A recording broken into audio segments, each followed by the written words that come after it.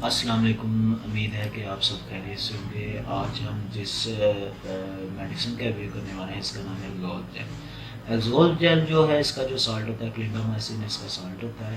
اس کی اگر پرائز کی بات کریں تو 159 اس کی پرائز ہے، اور یہ ایٹکو کمپنی کی ایک پروڈکٹ ہے۔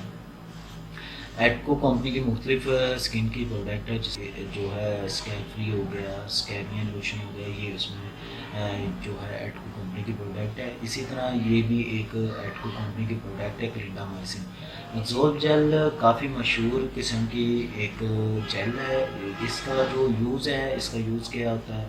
اس کا یوز یہ ہے، کلینڈامائسن ہو یا ایگزول جیل ہو، یہ آپ کے ایکنی جو پمپل ہوتے ہیں، ریشے والے دانے جو آپ کے چہرے پر نکل آتے ہیں، یہ اسے ختم کرنے میں آپ کی مدد کرتی ہے۔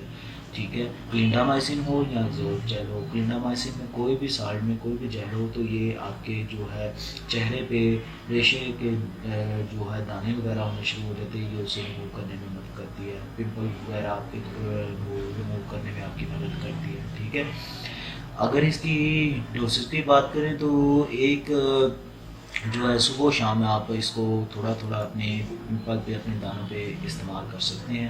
صبح و شام آپ اس کے ڈوسز استعمال کر سکتے ہیں۔ اسی طرح اگر سائیڈ افیکٹ کی بات کریں تو اس کے سائیڈ افیکٹ میں یہ ہے کہ یہ آپ کی جلد کو جلانا شروع کر دیتی ہے۔ ٹھیک ہے، بہت زیادہ استعمال کرنے سے آپ کا چہرہ میں محسوس ہوگا کہ آپ کے چہروں پہ جلن وغیرہ ہونی شروع ہو گئی ہے، خشکی ہونی شروع ہو جاتی ہے۔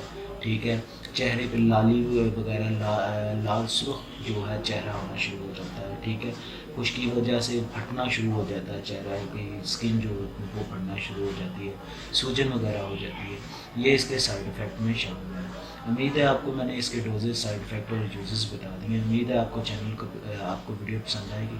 ویڈیو پسند آتی ہے تو چینل کو سبسکرائب کیجیے گا اور بیل کے آئیکن کو دبا دیں تاکہ آنے والی تمام ویڈیو رسیو ہو سکے۔ اللہ حافظ۔